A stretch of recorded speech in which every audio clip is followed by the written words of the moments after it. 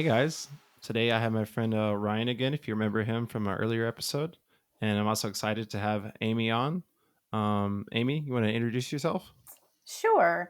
My name is Amy Nabors, and I live in Auburn, Alabama. I am a life coach, and I also do team and leadership coaching using the Enneagram. I help people, teams, help people understand why they do what they do, and then I help teams and leaders understand themselves and the people they work with and the people they lead, and hopefully help them with some of their people problems. All right. So, spoiler this episode is about the Enneagram. Mm-hmm. That's awesome. So, Amy, how long have you been doing what you're doing? And maybe a better question right before that is what got you into this work that you're doing right now? Well, I've been officially coaching and doing Enneagram workshops for about the past, let's see, I would say about the past 2 years, year and a half. But before Okay. that, I led Enneagram small groups through the church I was going to and led groups for about 4 years on that. And then decided I had enough people coming to me asking me questions. I was like, oh, maybe I should look into coaching. So Mm. That's awesome. Can you say a little bit more about the nature of those groups that you had? Were they just study groups or groups with the intention of doing inner work, or what did that look like? they started out as study groups. We Okay. would read the Road Back to You by Ian Cron and Suzanne Mm. Stabile was one we used for a few semesters. It would be usually be different people every semester. And then I used, let's see, one time we used the Sacred Enneagram. Hmm. And then the more I did it, the more I realized I was like, well, there are other aspects of the Enneagram that I want to cover. And so I wrote, it's not published, I just wrote it myself and kind of combined everything I thought would be helpful Mm. in Cool. in a small group. And so I'm going to get back to working on that eventually in the next year or so. But so then kind of transitioned out of that and decided in 2020 I decided I wanted to take a coaching course about the Mm. Enneagram.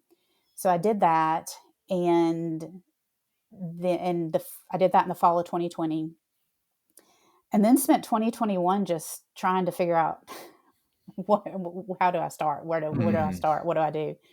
Mm.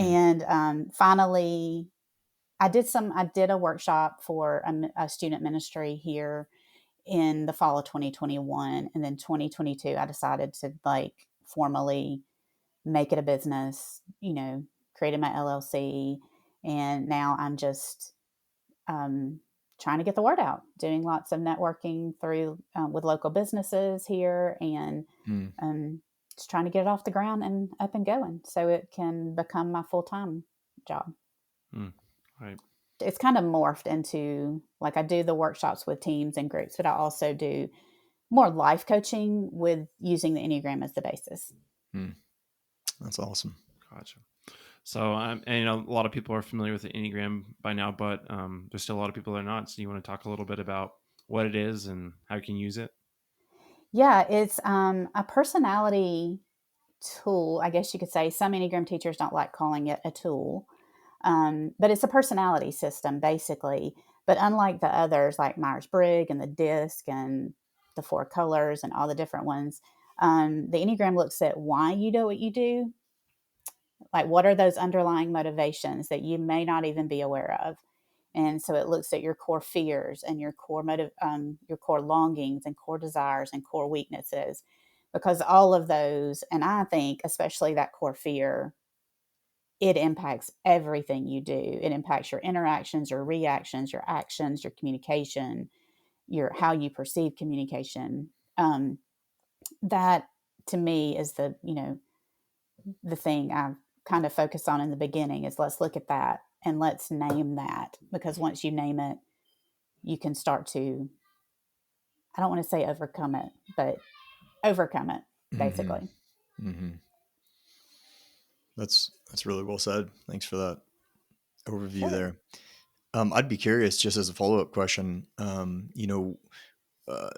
two-part question. First is, who are the primary types of individuals and or teams that you are finding have a lot of draw towards this right now, Mm. that you're working with a lot? Um,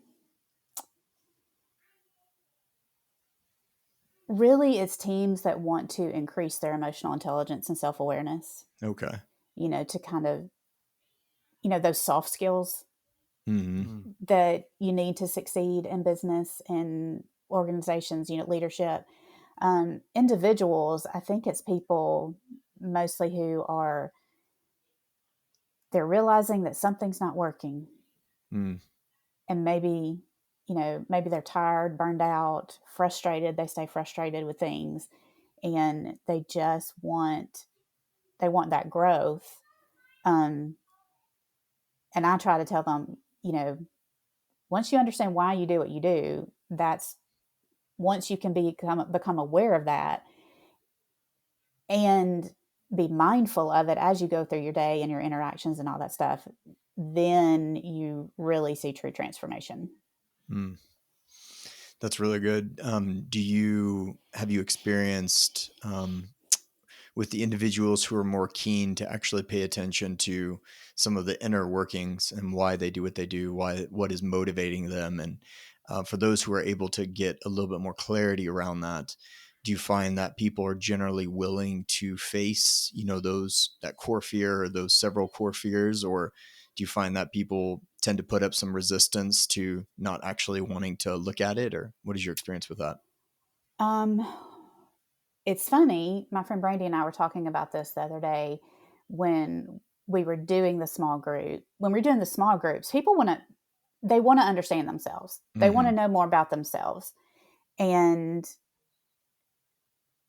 then you have some when they come to that point where it's really doing the inner work, it's it's too much for them. Mm-hmm. And I say that without judgment. We Yeah. all Yeah. come to No. a different point in our life. I didn't get to that point till I was probably around 40. Hmm. I was just on autopilot through life. And then stress and everything. And I was like, oh, um, the Enneagram really opened up. For me, it started with just wanting, like, I love personality things. I've always been a personality geek, since Mm. college. And someone introduced me to the Myers Briggs. I was like, that is scary how that sounds like me. That's a little like they've been reading my mail. Mm. Um, and so, but then life happened. I got married, had a kid, you know, just raising a family. And so it wasn't until I discovered the Enneagram that I was like, oh. And when I first discovered the Enneagram, I was like, oh, this is interesting. Yeah, that says that about me. Yeah, sure, it makes me cringe when I really think about my shadow side. And I'm an Enneagram 1. So when I'm not in a healthy Mm. place, I can become very judgmental and very critical. Um, and it was like God's way of leading me to inner work and the contemplative path very slowly. And Mhm. so, like, I read about the Enneagram for a few years. And then when I got to the point, I was like, I see how it shows me how I can be at my healthiest self, but why can't I get there? Mm. Why can't Mm. I get there? I'm aware of Mm. this. I'm aware of why I'm doing it.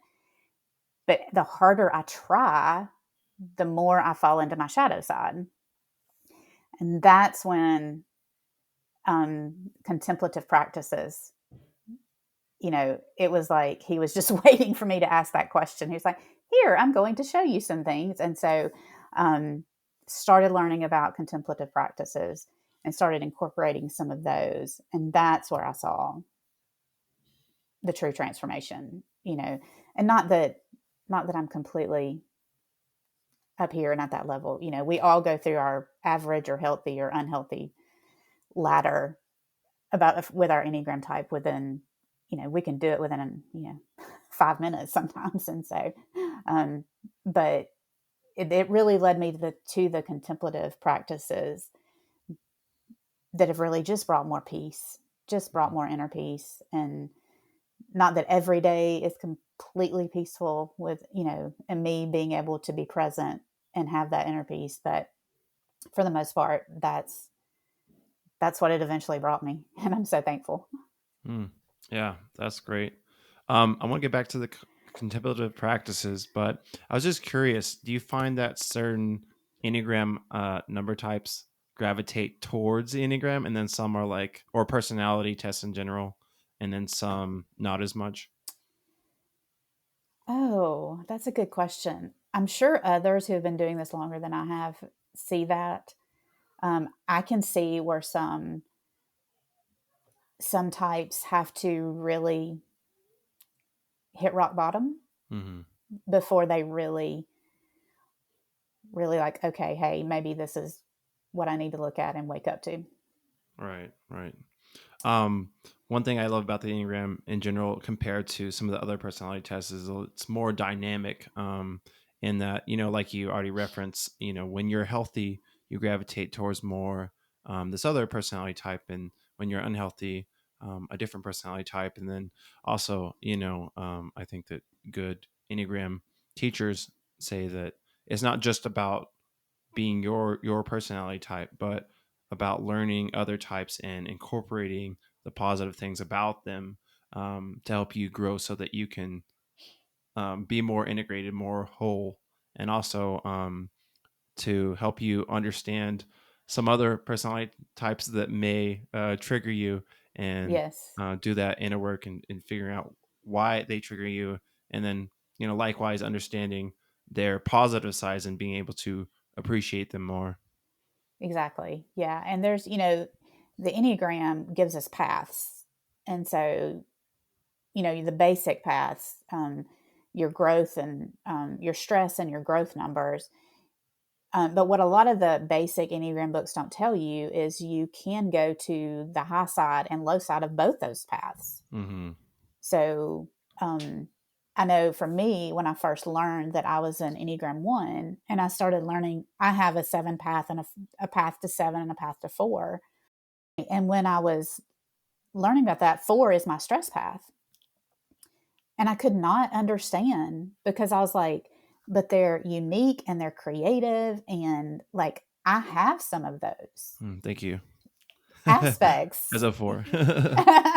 I have some of those aspects, some of those traits. And I could not understand, well, if that's me going into stress, what am I supposed to do with this creativity? What am I Mm, supposed to do with, being unique and not being afraid to be unique? And then it was later when I started diving deeper, I realized, oh no, that's just, I can go to the good aspects of that path too.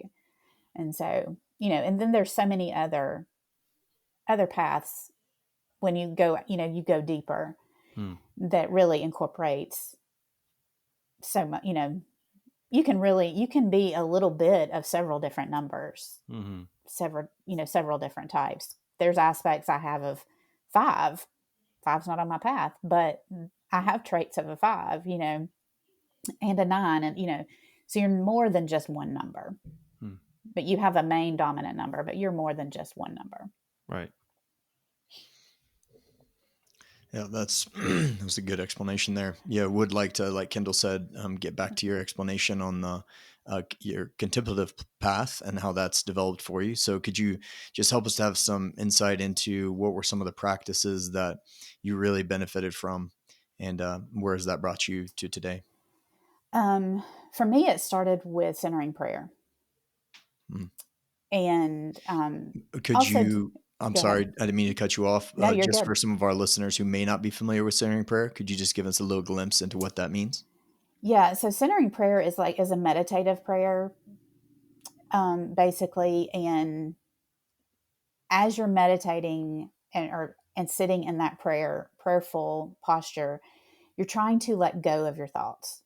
A lot of mindfulness practices and meditation practices, you are thinking through things, but with centering prayer, and hopefully no one out there is a centering prayer expert because I'm certainly not an expert, but um, it's learning to take. For me, I liken it to learning to take captives, those thoughts captive, and let them go. Because when we hold on to some thoughts, that's what triggers us. That's where we can go into that stress path. And so centering prayer for me has been the top one. You know, I get up every morning and I do, have a sit and do that. And it's the silence. It's just that silence to where you can actually hear yourself. And I also try to incorporate other aspects of contemplative, um, the contemplative path, like stillness and silence and solitude, because I firmly believe the world is too noisy and we're Mm. too hurried and we're too busy. And that keeps us from really becoming who we're truly meant to be, because we can't hear. We can't hear God speak to us if we're so busy and hurried all the time. Mm. And Yeah. so that truly Definitely. really helped me get out of my, out of my number, basically. Mm-hmm. It helped me grow toward that, the growth and higher functioning aspects of my type. Mm-hmm. That's funny. I was just thinking back to my own path. I think I learned meditation a couple years before I found the Enneagram, and so it was kind of a reverse in that um, that meditation helped me get in my body and slow down, so then I could start that introspection and really see myself and see my patterns and really start to be able to benefit from the Enneagram and be able to uh, examine myself without running away from it. Right. Yeah. And that's the great thing about it, is when you do find time for meditation, and whether it's through centering prayer or whatever type of meditation you want to do, it does help you connect all three centers Hmm. of your body. And as a 4, you're in the heart triad. Mm-hmm. You know, I'm in the gut triad, and so I overthink things. It's not that I'm thinking repressed as a 1, so it helps balance. I don't like to use the word balance, because I think balance is a myth. I think it brings harmony to all your Hmm. centers. It helps you bring harmony to all 3 of your intelligence centers. Right. Do you want to go into the 3 centers a little bit more and kind of explain them for the audience? Yeah, so 8, 9s, and 1s are in the instinct or gut intelligence center triad. We tend to like, we'll say, like, well, my gut tells me this is what I should do. Like, I don't know, but I just know. Mm-hmm. Those are That's kind of what you'll get from 8, 9s, and 1s. And then 2s, 3s, and 4s are in the heart or feeling intelligence center triad. And they're always, their first thing is probably, well, I feel that it's this way. And then 5, 6, and 7s are in the head or thinking triad. And each type, no matter, where you are, you have it, that's your dominant. Um, but then you also have a repressed. Hmm. You have a dominant, a secondary, and a repressed. Now, we could get into the weeds a little bit, because one number in each triad is repressed in their dominant type. That Hmm. may go a little deeper than we want to go with this, but they take in with that intelligence center, but they don't react or process with that intelligence center. Mm. That's actually, I was actually about to ask that, because my experience, especially with the 8, 9s, and 1s, is that 9s are dominantly repressed in their ability to Yes, instinctually feel. Would that be accurate? yes. Nines are, even though gut instinct is their dominant, it is also their repressed. Hmm. And then 3s, even though Yeah, feeling for is sure. their dominant, it's their repressed. And for 6s, it's 6s. their Yeah. dominant. Thinking is their dominant, but it's repressed. Yeah. Yeah, And that's so, actually really helpful. I mean, for any of the audience or anybody who's thought about that at all, or knows anybody that leads from any one of those dominant types, that's pretty easy to see, yeah, and it's yeah, pretty because interesting. you take information in, Mhm. with that intelligence center, but you don't process or react Mhm. using that dominant center. Mm. And so then it becomes your repressed. Mm. So how do you help someone, and let's just use these examples since we've used them, either the 9 or the 3 or the 6, if you're working with somebody, helping them to see the ways in which this plays out for them, how do you help them to be able to bring online the other intelligence centers and to be aware of maybe um, some of the reasons and or avenues by which they have chosen to repress that or not utilize it to its full capacity? How do you help somebody walk through that? That's where we look at stances. And Suzanne Stabile teaches about stances a lot, Mm-hmm. and stance work. And that's recognizing your repressed, your repressed center and working to bring that repressed center up and doing that through contemplative practices, um, and, you know, three types are so the stances, you're either assertive. There's three numbers that are assertive. There's three numbers that are dutiful. So the assertive numbers, they move against people to get their needs met. The dutiful people, they try to work with people to get their needs met. And then you have the Mm-hmm. withdrawing, and they withdraw to try to Mm-hmm. get their needs met. And so it's knowing your stance and knowing how you're interacting with people and how you move about in the world is very helpful, because then you can recognize it. And so ones, twos, and sixes are thinking repressed. It's not that we're not thinking, we're always thinking, but it's unproductive thinking. Mm-hmm. Um, let's see, I'm trying to think, I don't have them right in front of me. Nines, fives, and fours are withdrawing. They withdraw. These need to help. They are instinct repressed. So they have to find ways to connect with their body to bring that Mm. instinct, that gut, the body center up. And a lot of times with those types, it's really good to do movement, mindful movement. I know fives who enjoy yoga, another five that enjoys Tai Chi, and it really helps them connect with their body more. And then you have the assertive, which is seven, eights, and threes. And these are the very driven people. And these are feeling repressed. They have to work on being aware of their feelings and acknowledging those and not repressing them. And how to, sometimes they come across as unfeeling, and they have to work on bringing that feeling up and recognizing the feelings of others and not being afraid of their own feelings.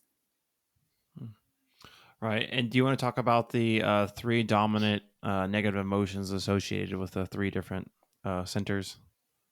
Sure. So eight, nines, and ones, we deal with anger. um, for eights, their anger is pretty prominent. You see it. Mm-hmm. Um, Nines repress that anger. Mm-hmm. They just fall asleep to it. Us ones, it turns into resentment. And I have to check myself regularly. Am I becoming resentful because of this? And it's because I'm angry Mm-hmm. about something. Um, let's see. Twos, threes, and fours, they all deal in some way with shame.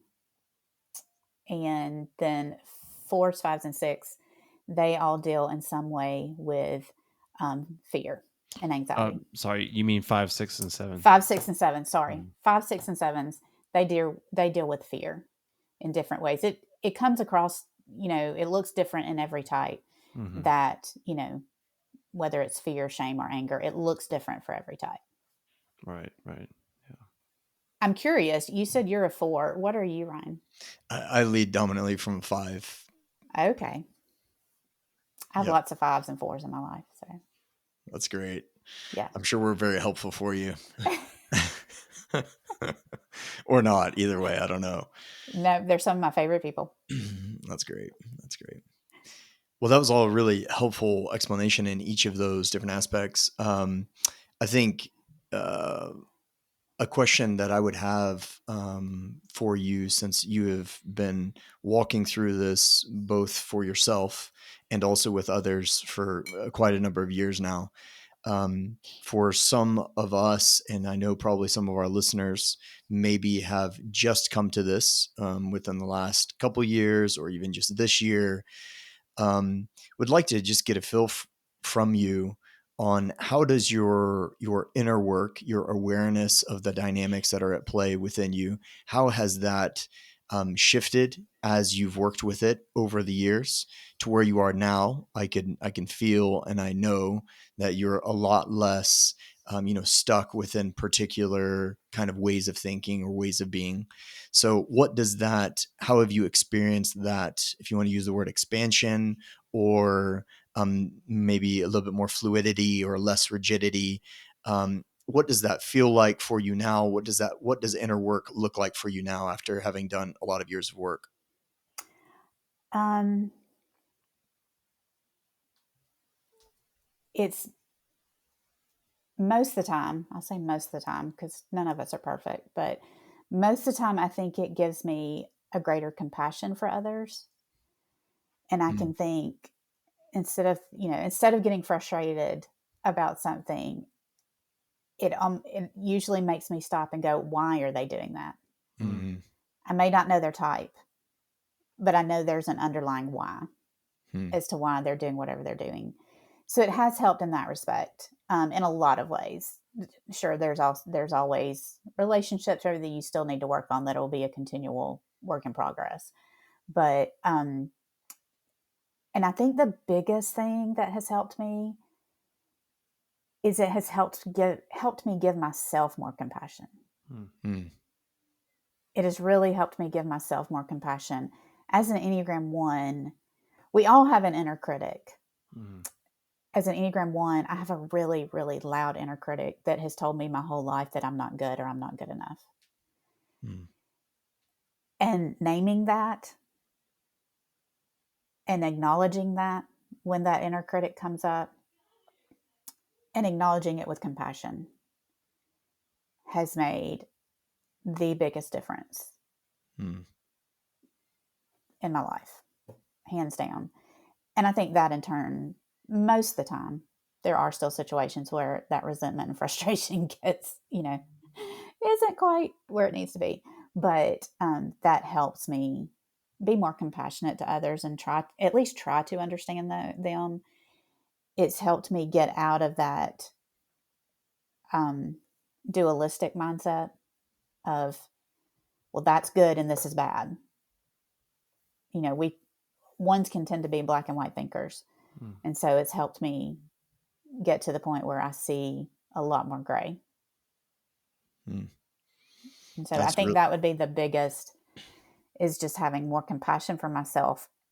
Because when you don't have compassion for yourself, you can't grow, Mm. because that's going to keep holding you back. Yeah, beautifully said. Yeah, thanks for sharing that. A corollary to that question that just comes up in my mind as you were talking is, as you're walking with particular individuals through that recognition of inner dynamics, and they're helping them with an ability to have that self compassion. I know some of the practices that we've mentioned um, do not always align well with somebody's disposition. Most people just have an upfront, and I think egoic, but upfront reaction to silence or to meditation or anything like that. Have you found, for somebody who um, perhaps needs to get more in touch with their instincts or their body, and to pay attention to how they feel, even just in their body, what types of practices have been helpful? Have you been able to work with people in that area that have been helpful? I think it's important to figure out what works for you. Okay. You know, some people, like I have one 5 friend who loves yoga. I have another 5 friend who despises yoga but loves Tai Chi. Hmm. So it's really important to try, give it some time. Mm-hmm. Don't just try it once and quit. Mm-hmm. But that's also part of the process, is learning when you need to,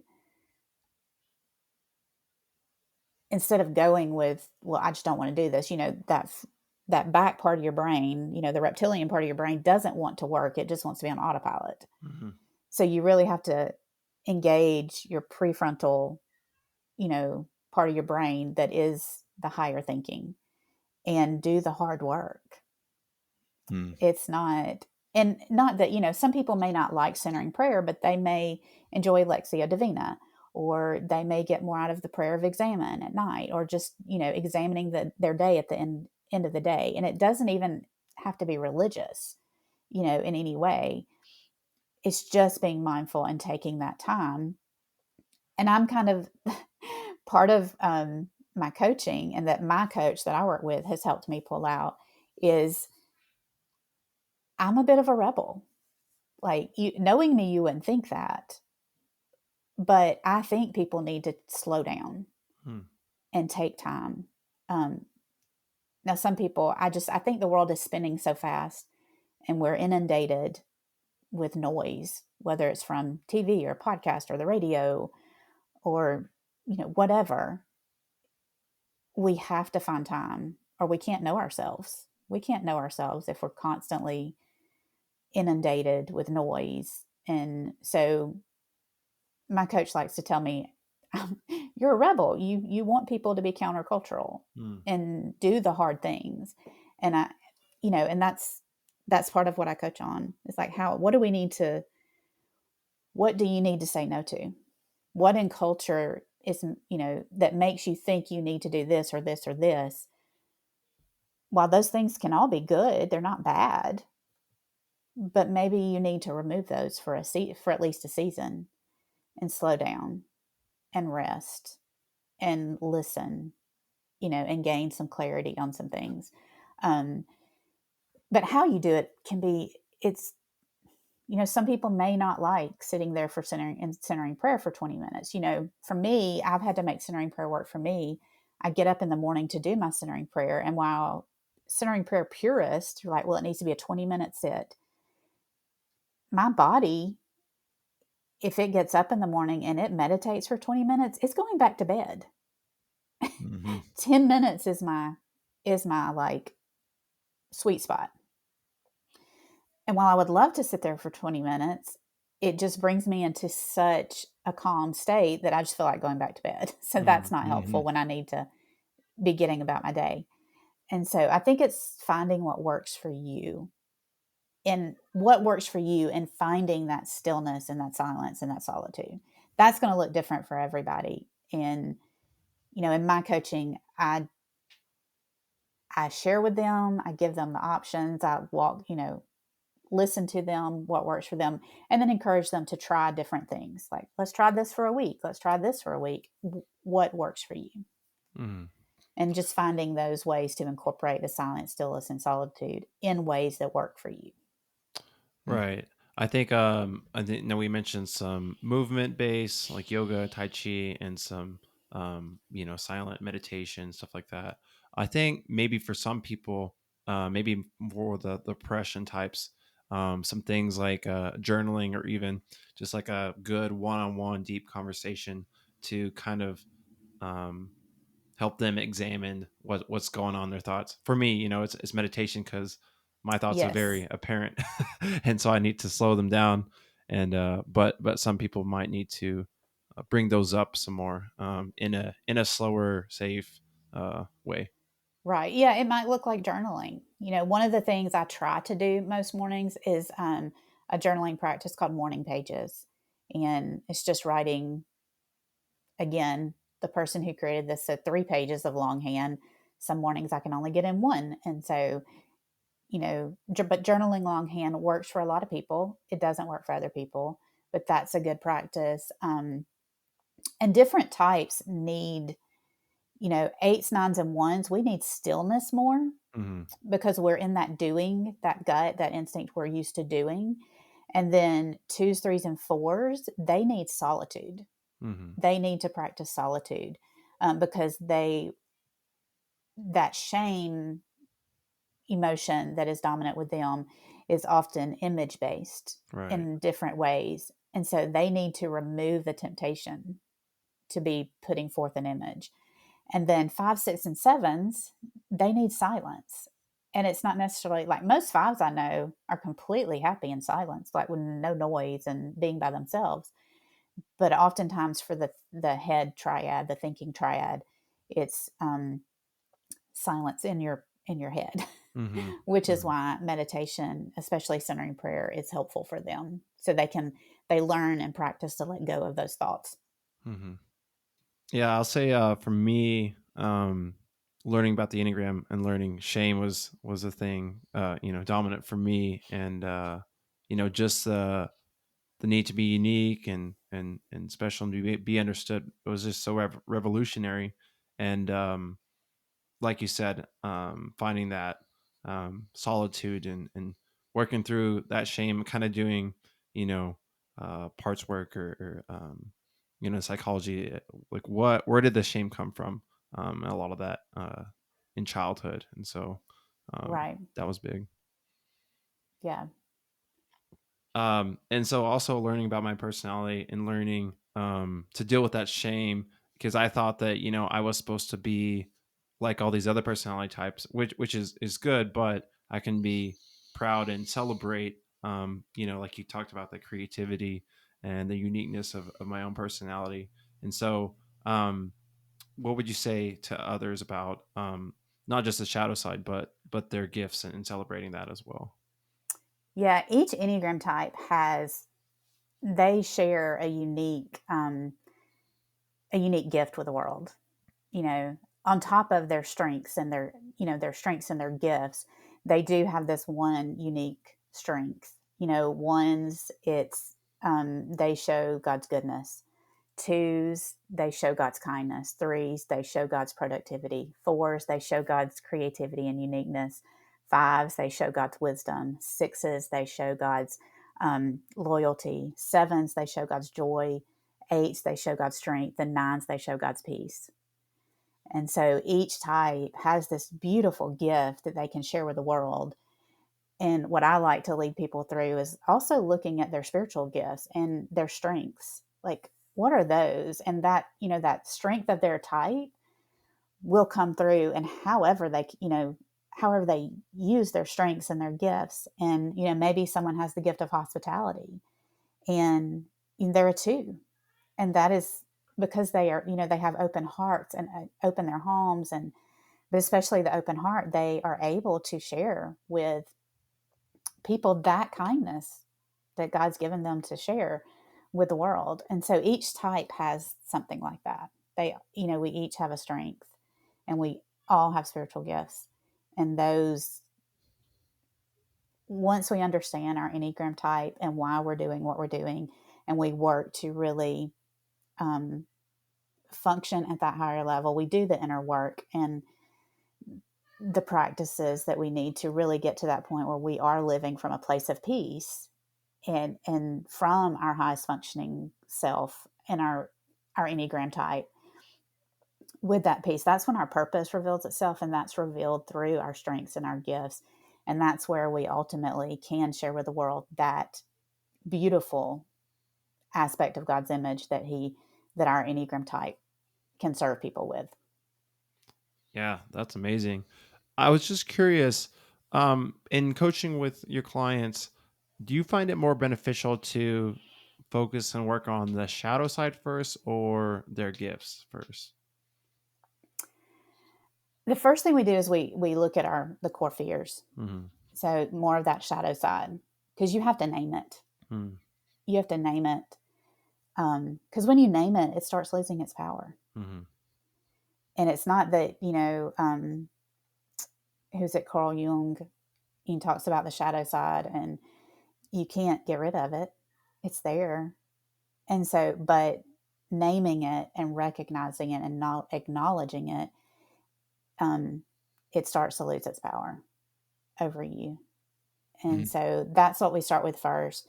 And I'm always very careful I want to encourage people. So where in the beginning, it's kind of like cringeworthy, like, oh, that's really me. But I always try to remind them, hey, this is the gift you bring to the world. With your Enneagram type, this is the gift you bring to the world. So it's easy to really focus on the negative, shadow side part of it. But so we start with that. That's where I start, because I feel like that once you own that, it empowers you. Once you name that, it empowers you to really move into your gifts and strengths. Hmm. Yeah, that's that's really well said, and that part of my experience with it myself and with other people also is that the gift in a way appears to emerge. I mean, like a diamond from the coal and the darkness of the shadow side, doesn't it? Because I mean, think about several twos that I know, my wife included, incredibly good at hospitality and at thinking of what other people need and of moving Yes. to help them even before they need it, etc. Now, the challenge is, of course, sometimes when it's not known, when it's not named, as you said, it can be from a motivation that is not quite as healthy as one might want it to be. But still, their ability to show up in that way is amazing, and it almost feels that for each of these gifts, that they become more powerful when they lose their the motivation that is in the wrong direction. When they're able to operate from a place of fullness, they become even more powerful than they were before. But I like, as you said, to begin with naming the ways in which it's a little bit more complicated than some people think. Because part of my experience has been people, I think, generally just by way of a disassociative kind of defense mechanism, tend to say, no, I'm really good at all these things because I've chosen to be, and I'm whatever, and then maybe these other things, or I have some unhealthy motivations over here. That's fine. But to be able to see the way in which they've all worked together the whole time, and that one has flowed from the other, or rather that they've just been entangled for a long time, and to be able to untangle them, like you said, by naming them, and to be able to see the gift that emerges from that, it's really beautiful. Yeah, I think you said it very well. I think that's I may steal that from you. Like it's entangled. That's a really good visual of it. It is, they can become entangled, especially when we're like for twos. And I have a two wing, so I do have some of those aspects sometimes. Um, those characteristics sometimes is what's the motivation behind me helping, Mm-hmm. and that's where it comes from. Like it's your heart posture in that motivation, and I think people know like where that motivation is coming Mm-hmm. from. It's almost like a invisible energy Mm-hmm. um, that is there, and so they know when people know when your motivation's not from an altruistic heart stance. Basically, Mm-hmm. is what I would kind of how I would put it. But yeah, exactly. But I like that word entangled. That's a really good description of it. Right. Mm-hmm. And, you talked about how, uh, before people might do the inner work or know about personality tests, they would just assume that they have altruistic motives.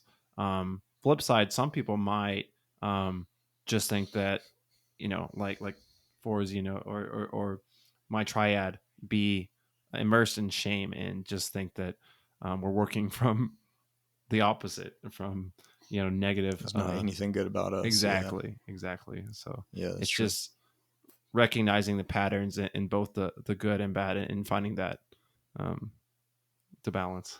Yeah. Right. And I think that's one thing that Enneagram has helped me is with my knowing where my worth comes from. Like before I discovered the Enneagram, and that inner critic that tells me I'm not good enough or I'm not good, that really affected my self worth Mm, and knowing where my worth came from because I thought it in that living out of that fear, out of my core fear, I was like, well, I'm not I'm not worthy of doing that. I'm not good enough to do that. And that has really the self-compassion part and knowing that has really helped me know that my worth, I am worthy just because I exist, not because of what I do or, I'm worthy just because I am, not because of what I do or what I accomplish or all those things. And so it also does help you in that respect. And it can really help you in your mindset. mm, right. Yeah, that's really well said. And I'll say just the Enneagram, I would say that, God created us. And so we're all parts of God, and display elements of who he is. So learning about the Enneagram in general has helped me learn more about God, and you could say the diversity of who God is, or just knowing him better. through people and their different personalities, and just a bigger, more whole perspective. Yeah, that's beautiful. It kind of, and it does help you take God out of the box, Mm-hmm. because you kind of I think before you realize it, you're thinking, well, I think this, so God must think that. Mm-hmm. It's like that's very egotistical, but we really get a clearer picture of who God really is. Yeah. By the same token, or on the reverse side, do you work with many individuals who don't have a, or by their own words, they don't have a spiritual inclination or way of thinking? Certainly not religious. Maybe identify more like on the agnostic or atheistic spectrum. How would you, if you have, how would you help those individuals to articulate or to be aware of the intrinsic value and worth that they have? Hmm. Yeah, I have a couple of people that one, I don't, I know her and we work together because I have another job on top of my coaching. Um, and she considers herself agnostic. But she's very into learning about herself and learning about the Enneagram and learning how she can grow spiritually. Hmm. Um, she's just not religious. Mm-hmm. Um, and another person who is not religious. And so I think it's the same, you know. For me, I would probably not phrase things a certain way, you know, to respect their opinions Mm-hmm. and their viewpoints. But we're all humans, and it works for us whether we're religious or not. I don't consider myself religious, um, definitely, but I definitely am spiritual. Mm-hmm. And Mm-hmm. so, I don't find that I'm not dogmatic about stuff. So I find that helps a Right. lot. Yeah. Whether they look at it as God or the universe or however they look at it, um, it resonates with them still. Right. And going back to the word dogmatic, while we were talking about all this, I was just thinking about kind of how the word sin in religion has been a little hijacked, I would say, and the Enneagram just helps you get a less dogmatic perspective, and then not just like, oh, hey, someone is sinning and they need to repent. It's a little more like, okay, what is their personality? What is their patterns? Where is this coming from? And um not just like they're intentionally just trying to be evil, you could say, but hey, this is a pattern that they go to based on their personality, based on maybe their past and the traumas and stuff like that. And so how can we look at this more deeply, and um how can we help them, or understand them better and give them more empathy and stuff like that. Yeah, when you understand why, I mean, to me, it's going back to why. Why are they doing that? Mm-hmm. And not just, well, they're doing this and it's wrong. Yeah, sure, it may be wrong, but you're not going to get them to change Mm-hmm. just by telling them that. Right. You're not going to get them to change by beating them over the head with, a bat telling them they're wrong or that what they're doing is wrong. But if you can have more sympathy and compassion for them and understand why, and they may not even understand their why. They may need to, do the work to understand their why. And that's not to say that sometimes it's not, especially if you have to deal with people like that on a regular basis. It's not necessarily easy. But that's where I think being very present and mindful of that can help. Yeah, that's well said. And that makes me think, one of the patterns just in general that I've noticed with a few, I won't say clients, more like friends who consider themselves to be atheists, and with complete appreciation and respect for them and who they are and what they do in the world. One of the things I've noticed is that they, on the whole, or I'll speak for these two friends, on the whole, tend to root themselves, who they think they are, in alignment with their strengths, what they see as strengths, and they, I think, have experienced a lot more, what's the word I'm looking for, angst around recognizing that maybe the gifts are not as through and through clearly denoting the positives about them as they thought, for the exact reasons as the conversation we just had, as it relates to how some of the motivations are slightly more muddled than I think we all thought they were. And they seem to, or I'll speak for these two friends, they they received that with a lot more resistance, and it was really hard because of that's where they were rooting their sense of self, and their as Ernest Becker says, their self-esteem maintenance was oriented around these positive aspects that they were aware of in themselves, and more keen to not pay attention to the not so great aspects.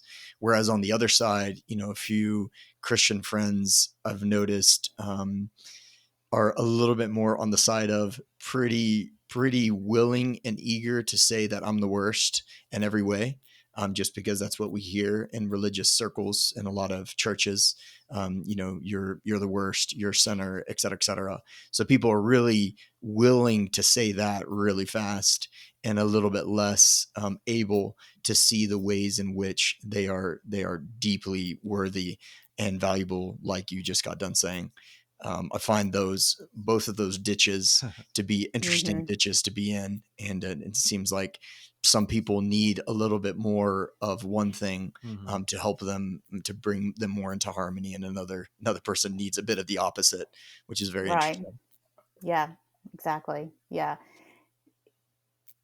It really does come back to that why and our worth. Where are we basing our worth? And if we're basing our worth out of the fear, our core fear, then we don't have that. We don't know where our true worth comes from. Yeah, that's it. And you have a hard time being willing to look at it and being willing to integrate and to move forward. Yeah, that's Right. And a lot of times that's overcoming things we have been told our entire life, depending on, if you grew up in a certain denomination of church that was based out of fear, the message was always based out of fear. That's absolutely going to affect your worth and how you view your worth. And so, yeah, exactly. Yeah, well said. Thanks, sir. Yeah, that's great. Is there any nuggets of wisdom you want to leave the audience with that we haven't covered? I think the only thing I would say is it's slow work. You're not going to just learn about it and all of a sudden, boom, be transformed. The transformation is slow work, but I think it is good work, and I think it's holy work, and it's absolutely worth doing. That's beautifully well said, and an important point. I think both for myself and for everyone I talk to, it does seem to be the case that we're very keen to read a book, and once we have the cognitive knowledge about it, we think that we've progressed, when in truth, absolutely not. And so hearing that it's slow work is absolutely true in my experience, and I appreciate you saying that. Yeah, it just, it's slow work, but it brings peace and it brings purpose. Yeah, well said. Thanks for that. Can we ask, how can we and any of our listeners get in touch with you or find your work or your coaching? Sure. My website is growthessentialscoaching.com. Okay. And you can find me on Instagram at Growth Essentials LLC.